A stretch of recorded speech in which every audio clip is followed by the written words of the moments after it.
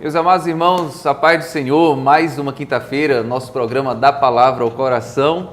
E como é bom estar aqui com vocês e um grande desafio estar aqui com o pastor, professor Glauco Barreira.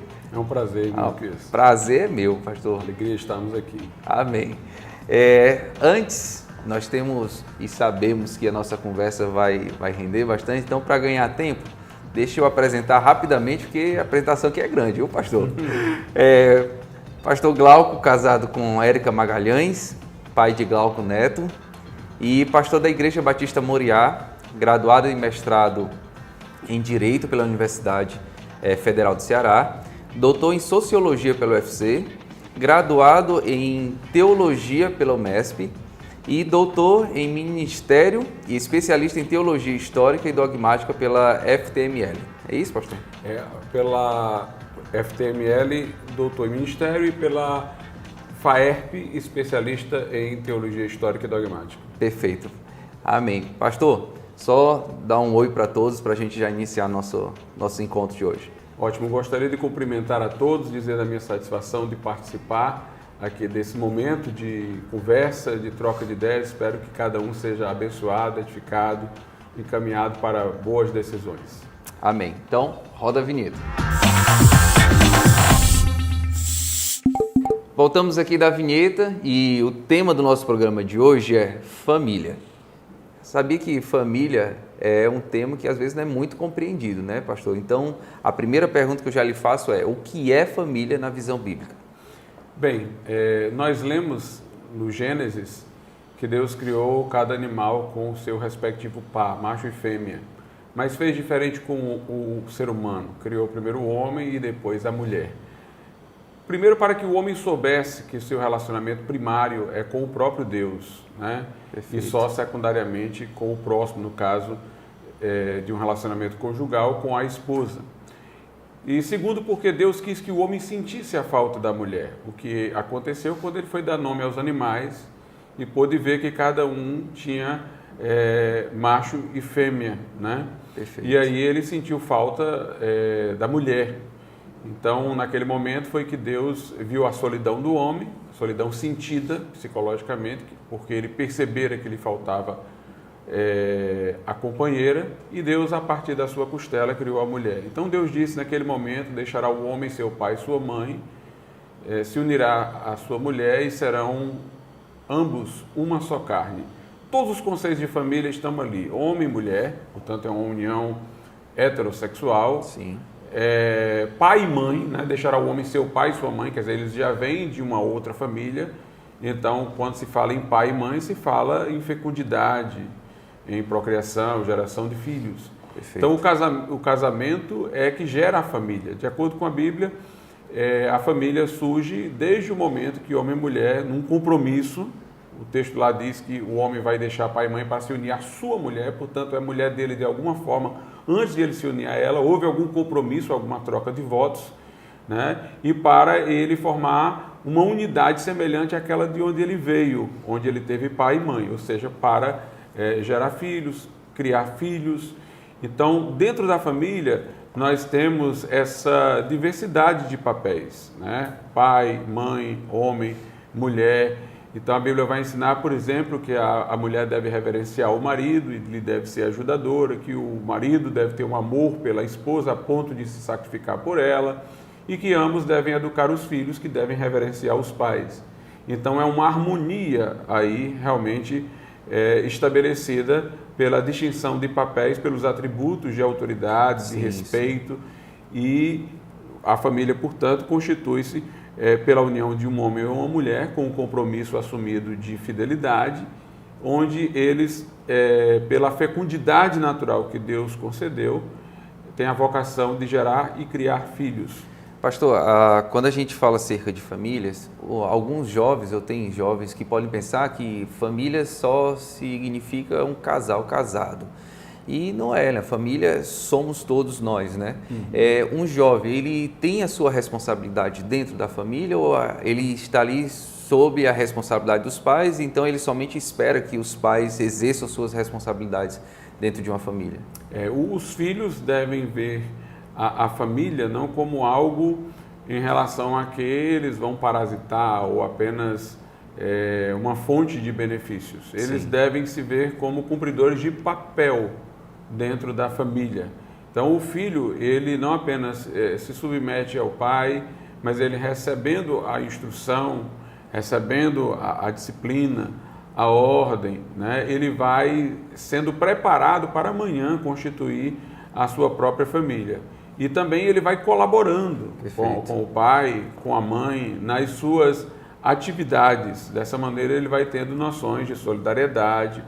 E a família, portanto, é o lugar onde a pessoa primeiramente se socializa, onde ela vai aprender lições éticas de convivência. Perfeito. E onde ela vai formar os seus hábitos. Portanto, é dali que virá o cidadão, que virá o novo pai de família. Então, os filhos devem ver a família como um lugar de preparação, de amoldagem. E como consequência, as novas famílias que virão, né? Os novos casamentos, os novos matrimônios. Perfeito. Pastor, é uma opção não querer ter filhos? Bem, quando Deus criou o homem, criou a mulher, ele disse: sede fecundos. Né? Então, a fecundidade é um bem, é uma bênção. Como a fecundidade da terra também o é, né? A sua fertilidade, senão nós não teríamos como plantar e ter o fruto. Então, uma das missões do casamento é realmente a de procriar, a de gerar filhos. Obviamente que há pessoas que têm um impedimento natural para isso, né? Alguma doença, uma esterilidade não desejada, mas mesmo assim elas deveriam ter como entendimento que, se pudessem superar esses obstáculos, elas teriam filhos. Lá no livro do profeta Malaquias, vou tentar aqui encontrar a passagem, nós temos alguma coisa sobre isso, como sendo uma finalidade do casamento, né? Gerar uma semente fiel a Deus, né? Diz assim a Bíblia Sagrada aqui em Malaquias capítulo 2, né? Eu vou tentar ler aqui nos versículos 14 e 15. Diz assim: e dizeis, por quê? Porque o Senhor foi testemunha entre ti e a mulher da tua mocidade, com a qual foste desleal. Deus está reprovando, portanto, o adultério e a infidelidade. Sim. Sendo ela a tua companheira e a mulher do teu concerto, portanto, do teu compromisso, do casamento. Aí ele diz assim no versículo 15: e não fez ele somente um, sobejando-lhe espírito. É interessante essa passagem, né? Deus fez de dois um, do homem e da mulher, mas uma só carne. O espírito sobejou, porque o espírito ainda continua distinto de cada um, né? A união que fez deles de dois um é a união na carne, uma só carne, sobejando-lhe o espírito. Aí ele diz: e por que somente um? Ele buscava uma semente de piedosos. Então Deus quer o casamento para formar uma semente de piedosos, uma geração de piedosos. Então a gente vê que é dever do casal, e maximamente do casal cristão, não apenas gerar filhos, mas também educá-los para que sejam piedosos, né? Isso não quer dizer que eu vá dizer que a pessoa vai ter inúmeros filhos e tal, mas ela tem que deixar uma herança, né? Uma continuidade. Se ela tem a fecundidade que lhe favorece, ela deve deixar alguma continuidade, pelo menos um filho, para que ela possa cumprir esse desígnio, né, de formar uma semente de piedosos. Pastor, uma outra pergunta. Um adolescente fez essa pergunta: como evitar maus hábitos familiares adquiridos? A Bíblia diz que, lá na carta de Pedro, né, ela diz uma coisa interessante acerca disso, que fala que nós fomos resgatados da nossa vã maneira de viver, que por tradição herdamos, né, dos nossos pais, né? Fomos resgatados não com ouro, não com prata, né? O versículo aqui, se eu for atrás, talvez me demore um pouco, mas diz que nós não fomos resgatados com ouro ou com prata, né? Mas sim com o precioso sangue de Cristo, da vã maneira de viver que por tradição recebemos dos nossos pais. Então a salvação inclui que sejamos livres de maus hábitos, né, herdados. Então nós devemos ver o momento que nós nos encontramos com Cristo como um momento para formar novas atitudes, para formar novos hábitos. Segundo aos Coríntios 5,17 diz, aquele que está em Cristo é uma nova criatura. Sim. As coisas velhas já passaram e eis que tudo se fez novo. Então, na hora que eu experimento o novo nascimento, né, eu tenho que entender que eu estou abrindo portas para um novo momento, para um novo desenvolvimento de caminhada. Então, é preciso que nesse momento eu coloque a minha vida diante de Deus, como diz o salmista, vê se há em mim algum caminho mau e guia-me pelo caminho eterno. Então, Senhor, o que estava errado antes? O que é que foi aprendido de maneira inadequada? Como agora eu posso reeducar a minha vida? Interessante que o incrédulo, ele não poderia fazer isso com tanta facilidade, como um crente tem condições de fazer. Não quer dizer que não seja difícil, mas eu quero dizer que um crente faz isso com uma virtude sobrenatural.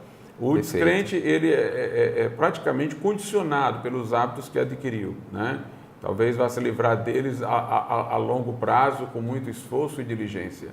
Mas o cristão, ele tem o Espírito Santo dentro de si. Entre os frutos do Espírito, ou entre as manifestações do fruto do Espírito, está a temperança, o domínio próprio, né? Então, ele tem condições de se reeducar, né? Ele tem condição de reger-se a si mesmo e frear todas aquelas tendências e inclinações que foram formadas por uma habitualidade no outro caminho e criar novos hábitos e novas tendências. Então, o cristão, ele possui, né, tanto essa libertação do passado, Jesus perdoou o que ele era. Isso é muito importante para a gente poder viver como uma nova criatura, né? O peso do passado faz com que a gente se reencaminhe para ele.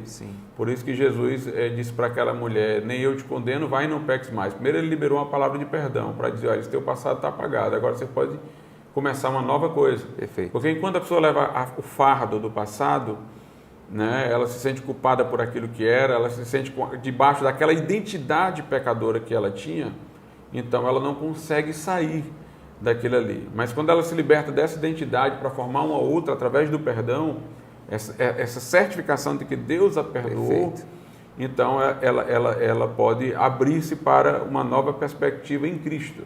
E ela tem o poder do Espírito Santo como nova criatura para ter domínio próprio, temperança, frear antigas tendências e hábitos e desenvolver, portanto, novos hábitos, né? Então, o cristão deve ver a salvação como uma libertação também, como diz a Bíblia, da vã tradição herdada dos pais. Essa questão de padrões profanos, padrões que a gente acaba aprendendo na questão nos relacionamentos com os nossos pais, a gente acaba levando também esses erros, essas condutas, também ela precisa estar completamente envolvida e abraçado com o sentimento de perdão dos pais também, não é?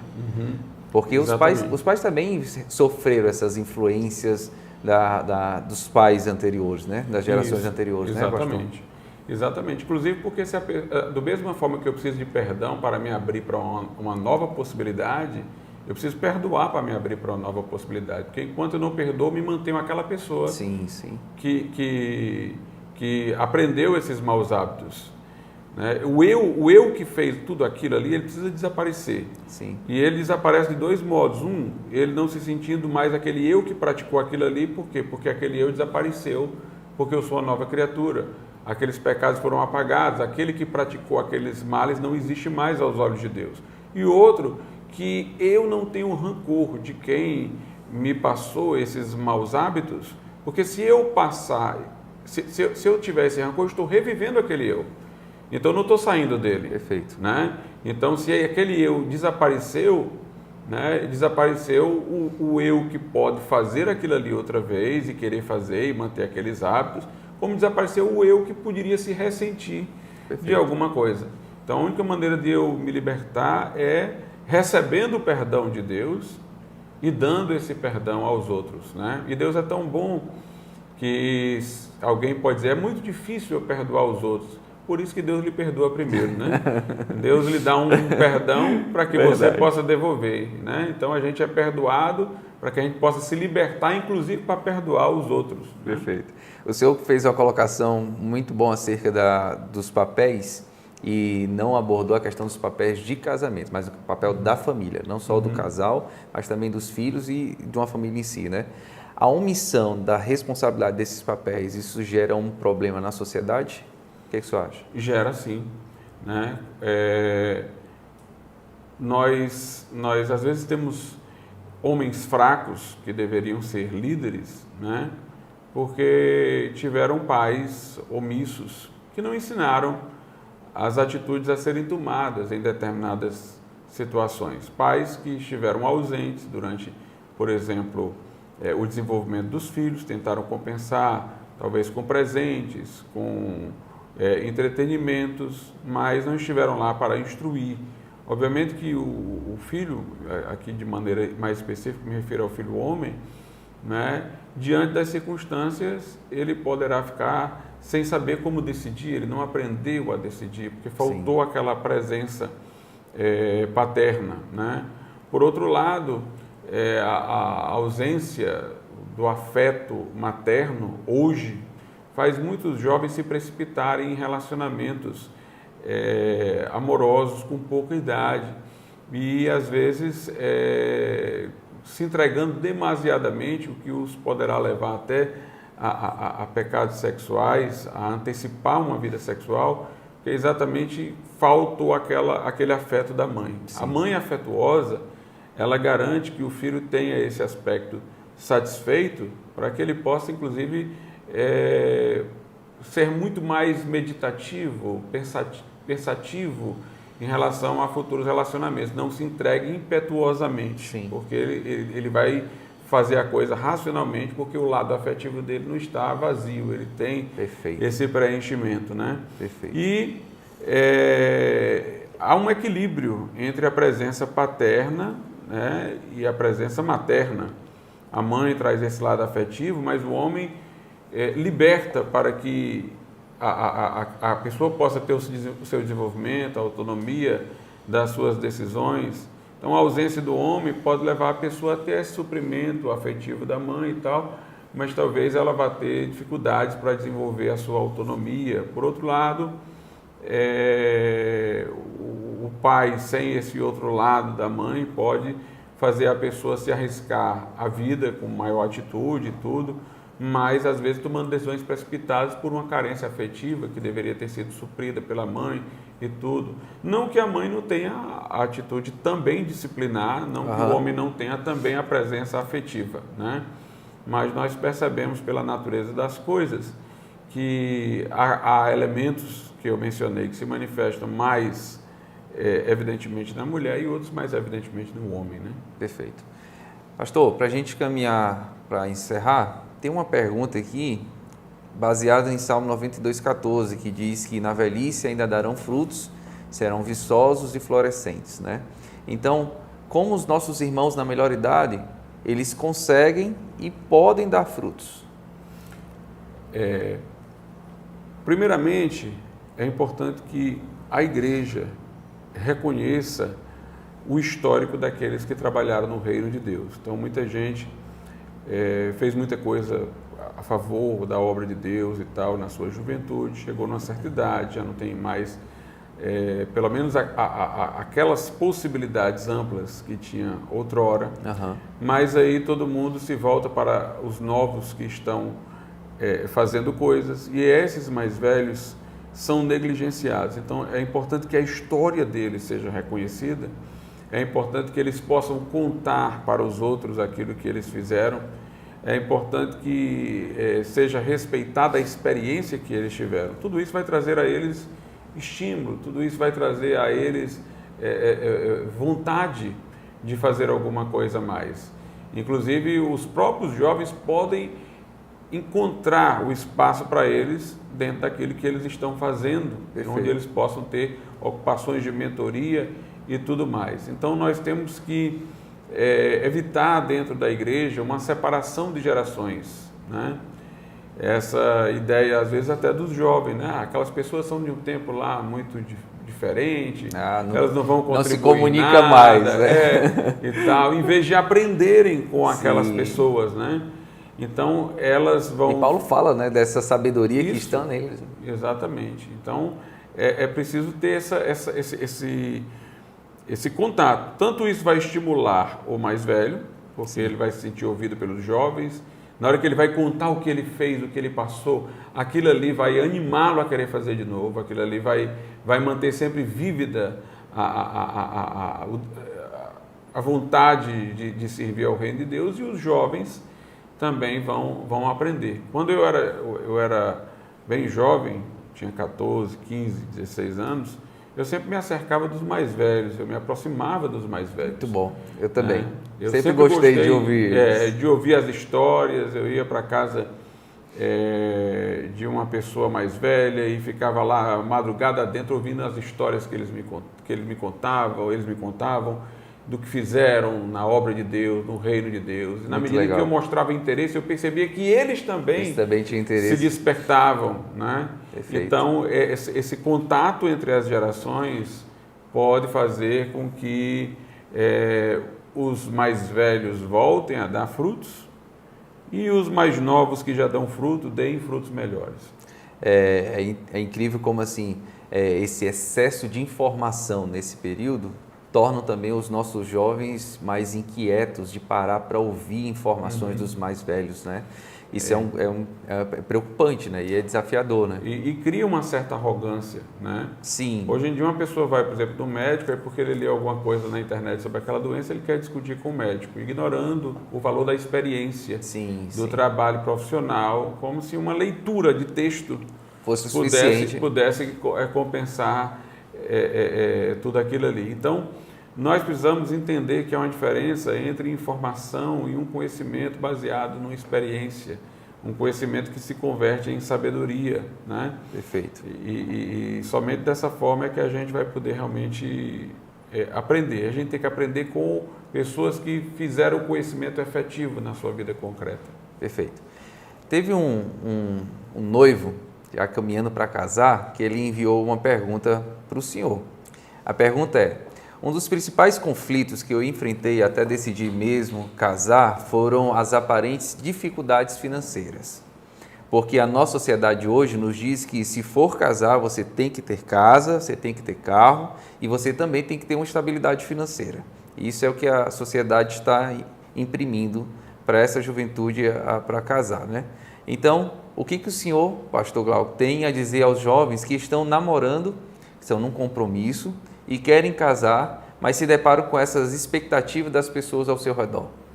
Bem, primeiramente, é importante dizer que uma estrutura deve pré-existir, né? A Bíblia Sagrada ensina isso, no livro de Provérbios, ensina isso na carta aos Efésios, onde é dito que o marido, por exemplo, ele não despreza a sua própria carne, antes alimenta e sustenta, referindo-se à mulher. Então, o homem é o provedor da casa e tudo mais, né? Como você vai constituir uma família, você precisa saber se você tem condições de criar filhos, né? Pelo menos dentro de um planejamento que você possa fazer. Então, eu não vou dizer que a pessoa tenha que ter uma casa própria, se ele tiver condições de manter o aluguel por aquele que ele ganha no seu trabalho e também manter as provisões dentro da casa. Ele não precisa ter um carro se ele tem condições de ir de ônibus para o seu trabalho, para as suas atividades. Então, a questão não é ter uma... E nem uma estabilidade financeira. Você precisa. A questão não é ter uma casa, não é ter um carro, é ter uma vida que você possa custear. Sim. É ter uma vida que você possa viver dentro dos limites dela, né? E garantir para os outros também isso. Agora, é importante que a pessoa com quem se vai casar tenha essa mesma visão. Perfeito. Né? Que ela também se conforme com aqueles limites de possibilidade.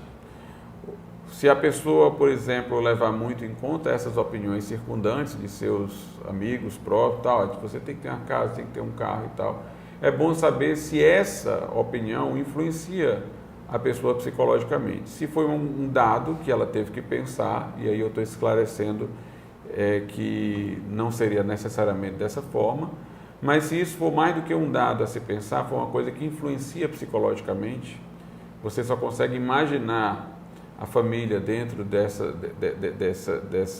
condição material de possuir um carro, uma casa. Você é influenciado, se sente com baixa estima quando você não tem isso. Então você tem que primeiro ter uma mudança interior, né?